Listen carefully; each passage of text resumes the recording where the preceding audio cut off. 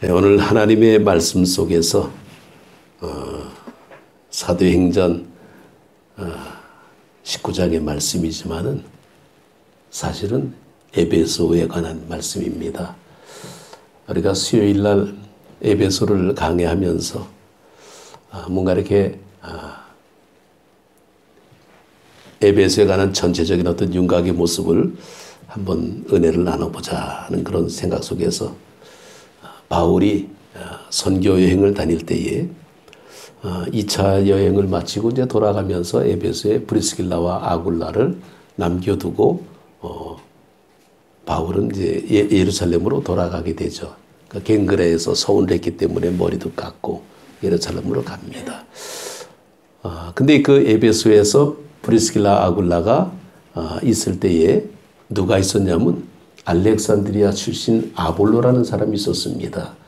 근데 참 언변이 뛰어나고 성경을 많이 아는 사람인데 그는 요한의 세례만 아는 사람이었습니다. 하나님의 말씀을 전할 때 보니까 뭔가 약간 아쉬움이 있습니다. 그래서 브리스길라 아굴라가 아볼로를 만나서 좀 더 자세히 하나님의 말씀을 같이 나누게 되고 거기서 아굴라는 큰 은혜를 받게 됩니다. 사실 이 브리스길라와 아굴라 혹은 이 알렉산드리아 아볼로 뭐 이런 사람들은 우열을 나눌 수 있는 그런 사람들은 아니지만은 하나님의 말씀 안에서 서로가 아름답게 수용하고 받아들이고 기도하는 그런 좋은 동역자의 모습이 되었습니다. 그러고 난 다음에 이제 이 아볼로는 이 아가야 지방으로 이제 다시 또 전도지를 옮기게 됐죠. 근데 아가야 지방은 어쩌면 고린도를 의미하고 있습니다. 아가야는 밑에 쪽이고 위쪽은 마게도냐 지역이니까. 근데 이제 그 바울이 3차 전도 여행을 이제 시작하면서 이제 에베소에 다시 이제 도착을 하게 됩니다.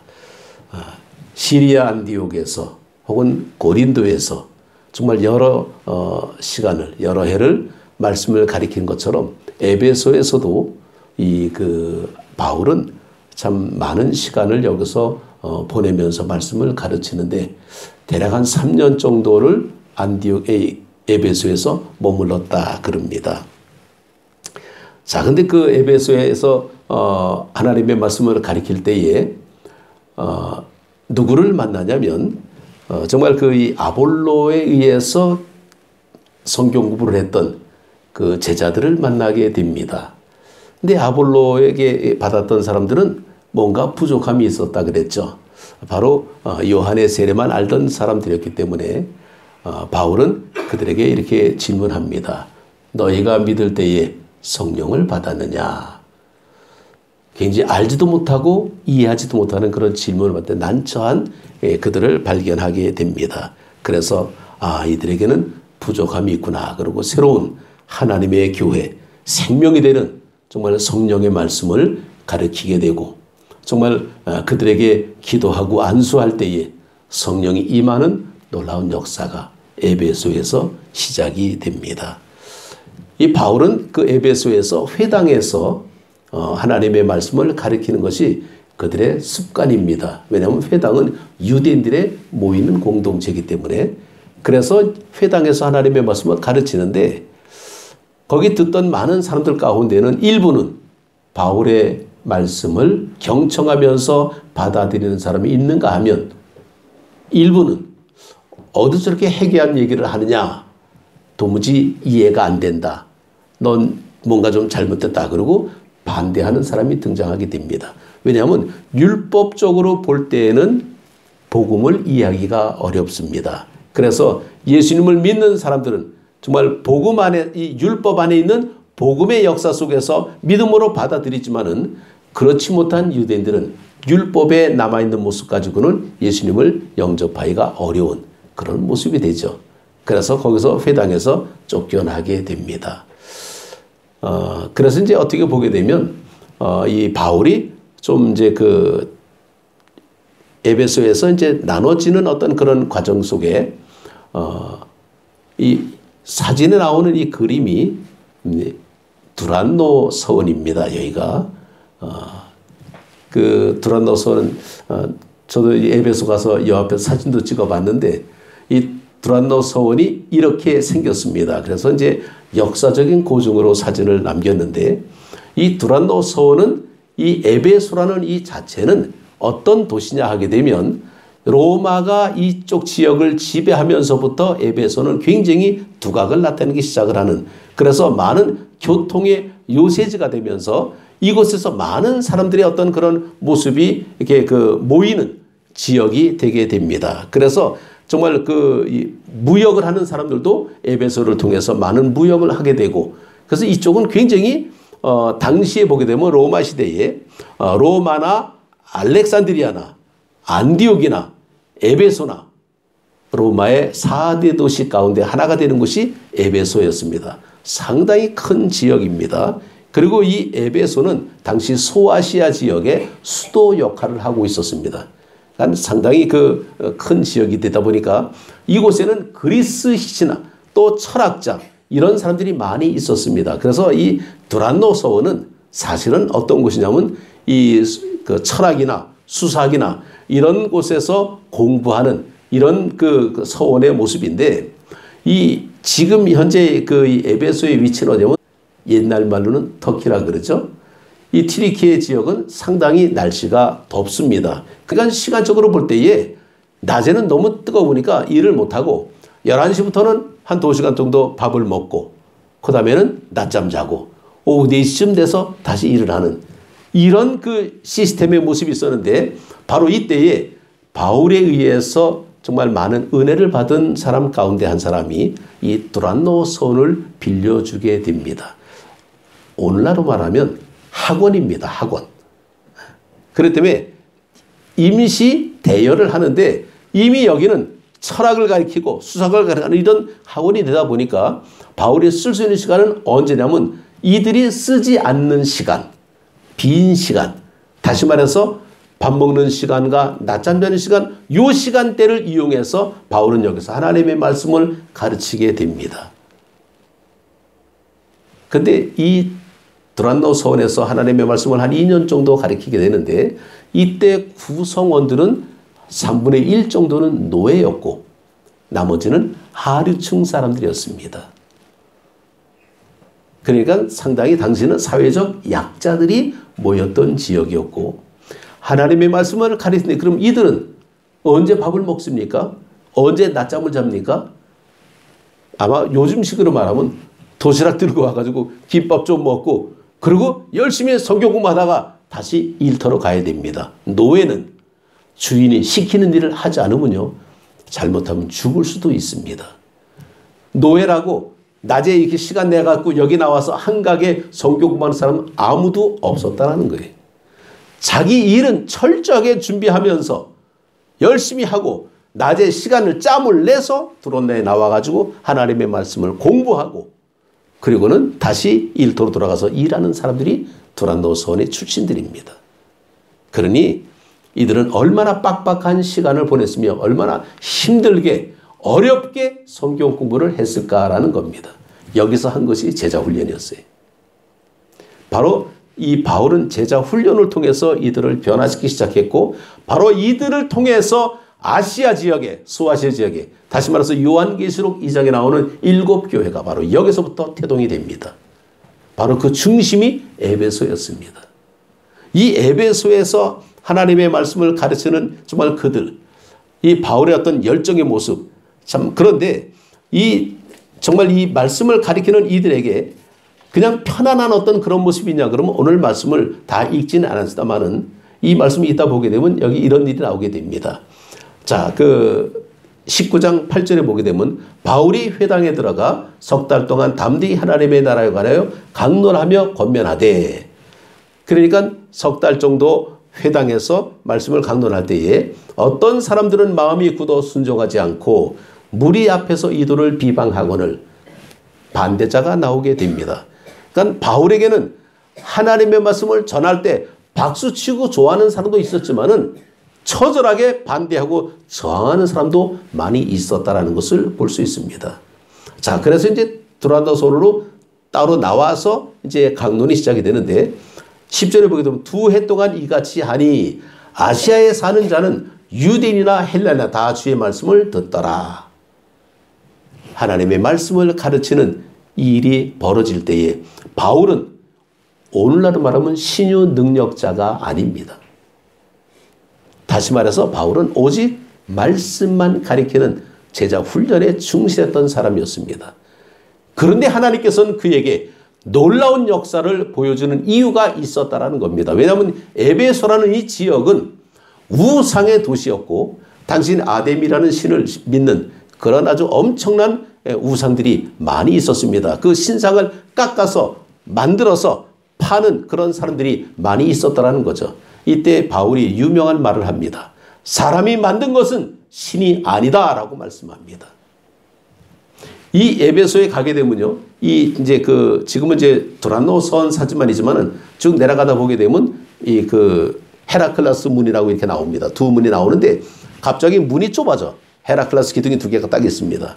바로 그 문은 뭐냐면 그 문을 통과할 때에 양반들은 통과하고 천민들은 딴 데로 가야 됩니다. 다시 말해서 빈부격차에 굉장히 극심한 차별이 있었던 지역이 에베소의 모습이었습니다. 그러니까 이 에베소 지역은 힘 있는 사람, 돈 있는 사람, 무역하는 사람 이런 사람들이 살다 보니까 굉장히 극도의 타락의 극치를 이루는 지역이 에베소의 모습이었습니다. 이런 곳에서 하나님의 말씀을 가르치다 보니까 강력한 성령의 역사가 아니고는 이들이 미치를 못할 때가 많죠. 오늘같이 이렇게 편한 시대 속에서 뭐 예수 믿는다고 누가 뭐 감옥에 가둡니까? 전혀 그런 거 없잖아요. 교회 간다고 누가 핍박합니까? 갈래면 갖고 말래면 말라. 좀 자유방종 시대 아닙니까? 그런데 이 시대는 굉장히 핍박이 많던 시대이기 때문에 하나님께서는 그들에게 놀라운 역사를 일으켜 주시는데 하나님의 바울의 손으로 놀라운 능력을 행하게 하십니다. 자, 보십시오. 12절에 보게 되면 심지어 사람들이 바울의 몸에서 손수건이나 앞치마를 가져다가 병든 사람에게 얹으면 그 병이 떠나고 악기도 나가더라. 자, 바울이 갖고 있던 손수건, 바울이 했던 그 앞치마, 이건 뭘 의미하냐면요, 이 당시에 바울이 하나님의 말씀을 가리킬 때에 누가 바울에게 많은 돈을 갖고서 훌륭한 일 하십니다. 이 돈 가지고 선교하십시오. 그리고 후원하는 사람 없었습니다. 바울도 먹고 살아야 되잖아요. 요즘같이 이렇게 이렇게 헌금하고 그런 사람들이 그렇게 많지 않았습니다. 그래서 바울은 텐트 메이커, 천막을 짓는 기술이 있었기 때문에 그걸 가지고 일을 하면서 자기가 벌이를 벌어서 오늘날 말하면 자비랑 선교라는 그런 사람이 바울이었습니다. 그의 손수건은 뭡니까? 텐트 지면서 흘리던 땀을 닦던 냄새나는 손수건이었고, 그가 둘렀던 앞치마는 뭡니까? 그 온갖 굳은 것을 들고 움직이면서 나르던 흙 묻은 그런 앞치마가 바로 그런 모습이었습니다. 그런데 그 바울이 흘렸던 그 땀 닦던 그 손수건을 가지고 병든 사람에게 얹으니까 병이 낫다? 이게 도대체 무슨 얘기입니까? 이 당시의 모습을 보게 되면 13절에 보게 되면 이에 돌아다니며 마술하는 어떤 유대인들이 시험삼아 아끼들인 자들에게 주 예수 이름으로 말하되 내가 바울이 전파하는 예수를 의지하여 너에게 명하노라 하는 이 흉내낼 정도로 바울의 놀라운 역사는 가는 곳마다 기적의 역사가 나타났다는 겁니다. 그랬더니 이 모습이 완전히 소문이 쫙 퍼지게 됩니다. 이 소문이 퍼지는 이런 모습들이 이 당시에 악기 들린 자들에게 정말 그 예수 이름으로 쫓아내는 그런 상황을 보고 흉내내는 사람이 생길 정도였으니 이 당시에 얼마나 바울의 능력은 강력했는가라는 것을 볼 수 있습니다. 그때 한 유대 제사장 아들 스기야의 7 아들이 이렇게 흉내를 내봅니다. 정말 그 귀신한테 가갖고 나사렛 예수 이름으로 물러가라 라고 외쳤더니 마귀가 이렇게 대답합니다. 내가 예수도 알고 바울도 알거니와 너희는 누구냐. 그러면서 이 귀신 들린 사람이 오히려 이 사람을 능욕함으로 말미암아 아주 벌거벗은 몸으로 도망치는 정말 모든 사람이 창피를 당하는 그런 일이 벌어졌다라는 겁니다. 이 일을 많은 사람들이 봤습니다. 에베소에 사는 유대인과 헬라인들이 다 이 일을 보고 두려워했다라는 겁니다. 그런데 그때 당시 마술을 행하는 많은 사람들이 그 책을 모아가지고 와서 모든 사람 앞에서 불사르니 그 책값을 계산한 즉 5만이나 되더라 하는 그런 말씀이 나오는데, 이 마술한다라는 이런 내용의 모습, 이게 우리가 흔히 말하는 매직 아트라 그러는데, 이 마술이라는 것은 그 헬라 말로 페리에르가라고 나오는데, 이것은 그냥 그 쓸데없는 그런 이런 해석이 됩니다. 그런데 이것이 오늘날 우리들은 어떤 의미를 가지고 있냐면, 귀신을 쫓아내는 하나의 어떤 도구의 모습처럼 등장하고 있죠. 무당이 구슬할 때에 완전 무장하는 그 모습을 생각하면 딱 이해하기 좋은 게 바로 그런 모습입니다. 마술하는 자, 매직아트가 바로 그런 겁니다. 그러니까 무슨 나무인가요? 대추나무인가? 그 다음에 이렇게 솔방울 흔들어대고 알록달록하게 뭘 저거 있고 이런 것들이 다 이 마술 도구에 불과하다라는 거죠. 그런데 이런 마술 도구, 그러니까 이들이 귀신을 쫓아내는 그런 사역을 할 때에 귀신을 쫓아내는 그것은 귀신에 사로잡힌 자가 귀신을 쫓아냅니다.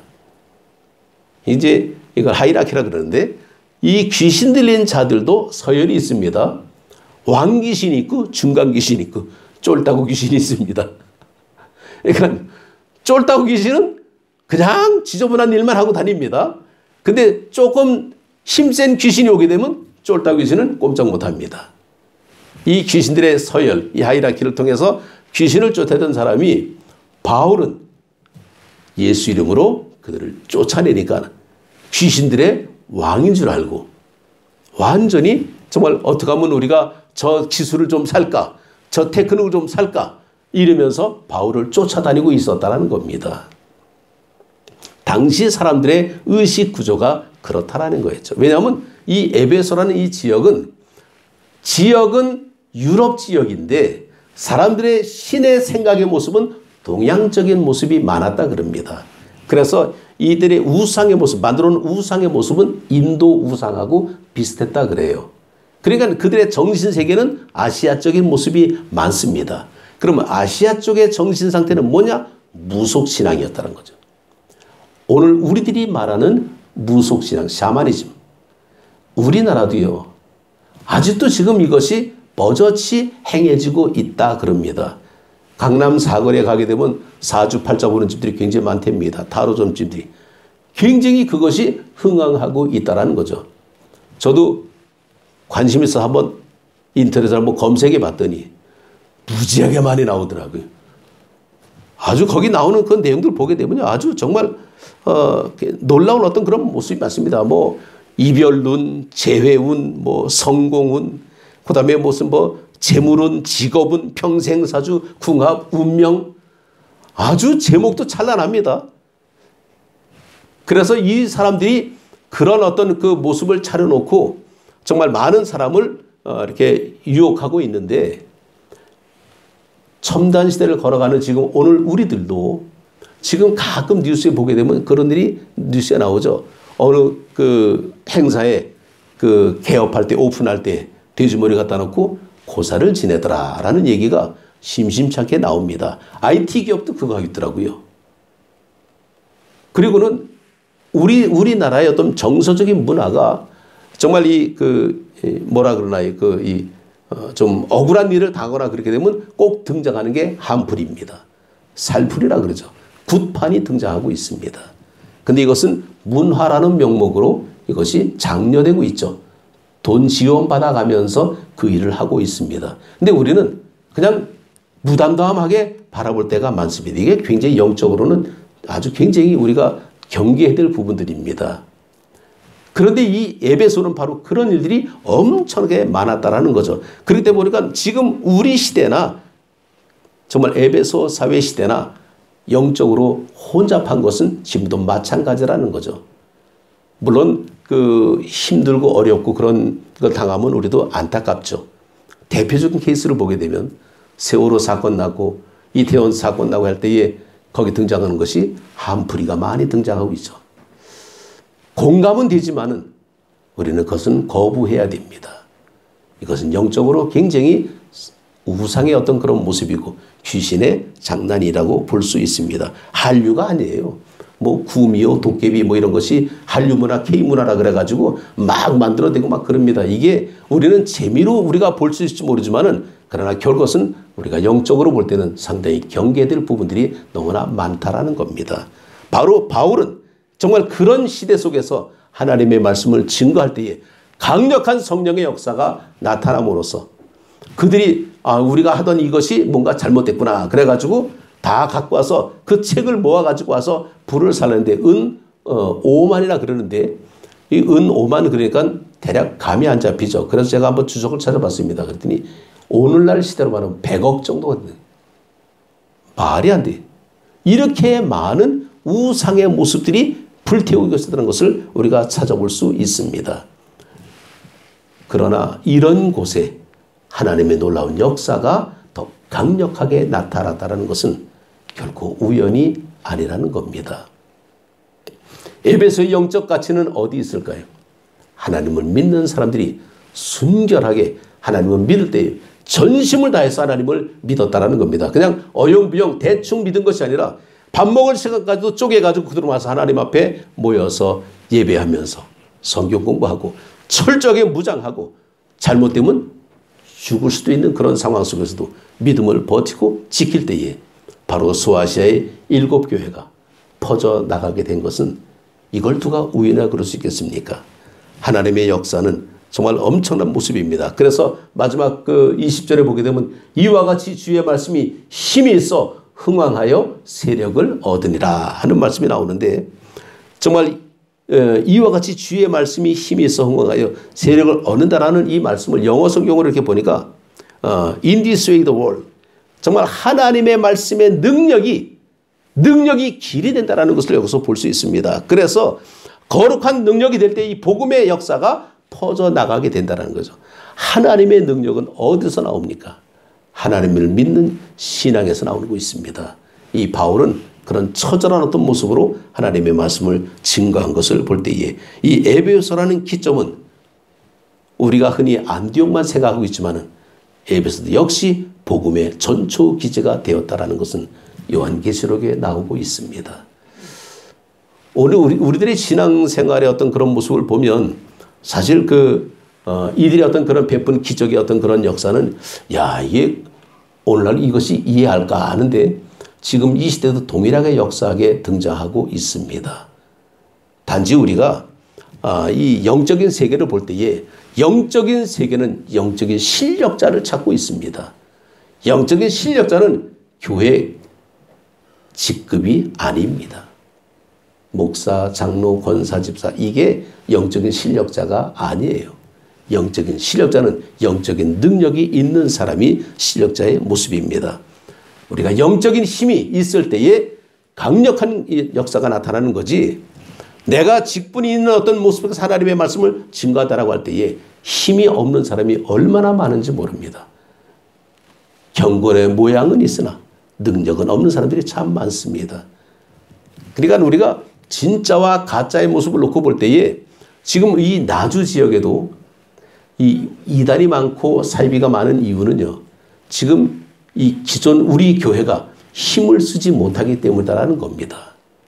그런데 우리는 진퉁이 힘을 발휘해야 되는데 진짜가 있을수록 가짜가 더 많다라는 것은 우리가 인정해야 됩니다.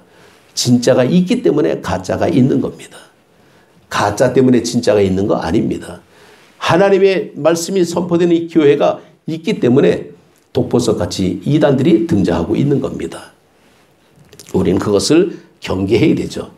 이 에베소에서는 이 신들이 굉장히 많습니다. 그들은 이제 바다에 나갈 때는 뭐 바다의 신 포세이돈을 믿으면서 나가고 또 아데미를 믿을 때 아데미를 나가고 하여튼 여러 신들을 믿을 때 이들의 모습은 그냥 공식적인 매춘 행위를 통해서 이들이 종교 행위를 하고 있습니다. 그러니 이들이 만든 어떤 우상을 가지고 자기들이 신이라 그럴 때에 바울은 사람이 만든 것은 신이 아니다.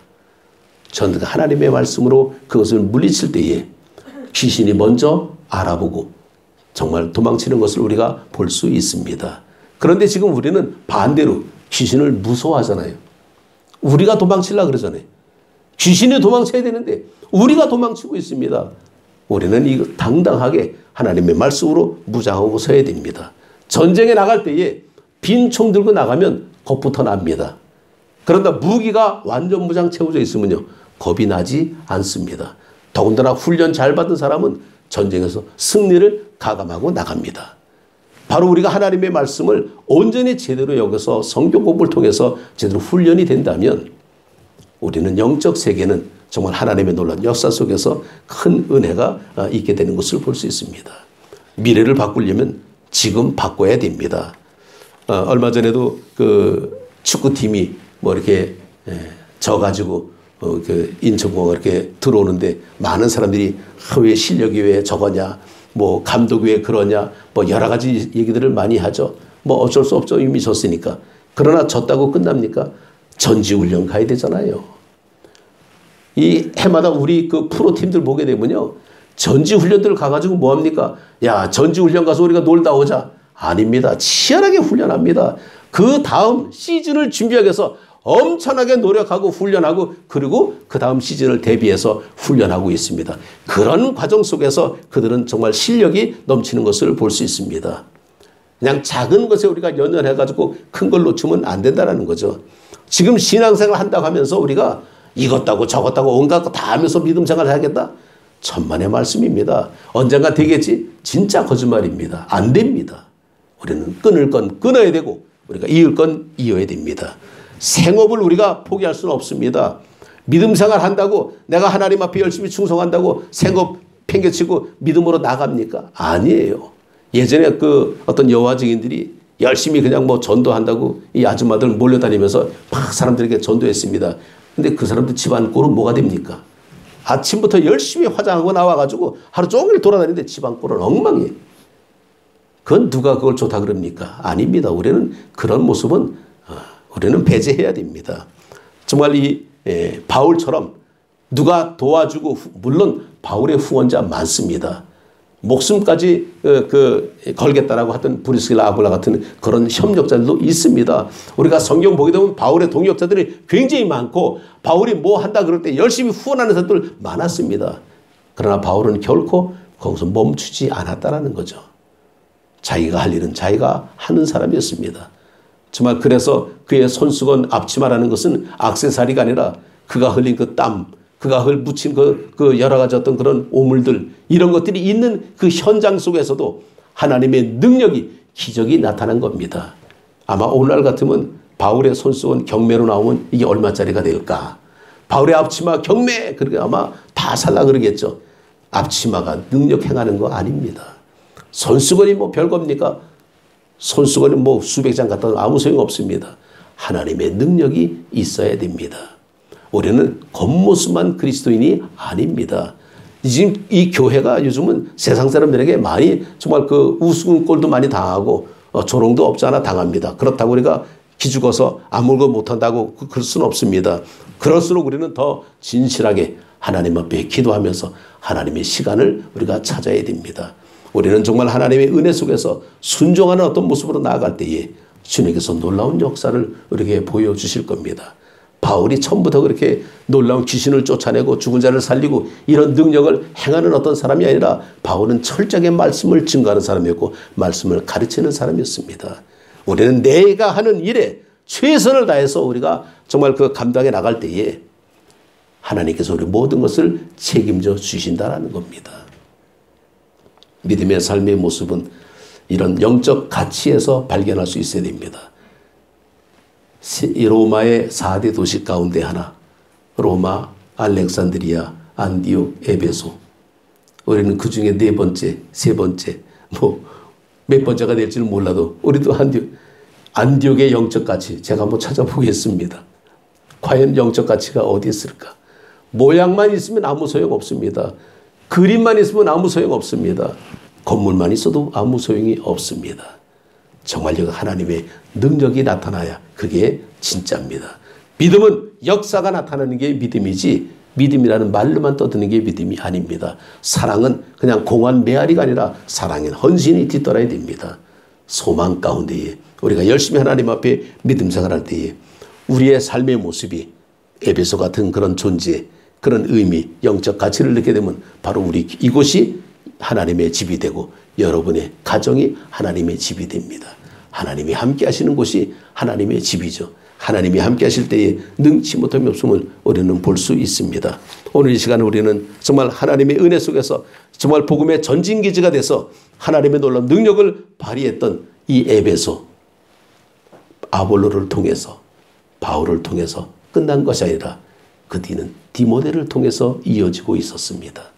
우리 이런 사실을 보면서 예수의 향기를 퍼뜨리는 능력을 어디서 찾을까? 바로 이곳, 오늘 여기서 기도하면서 영적 가치를 발견하는 우리 모두가 되시기를 주님의 이름으로 축복합니다. 기도드리겠습니다.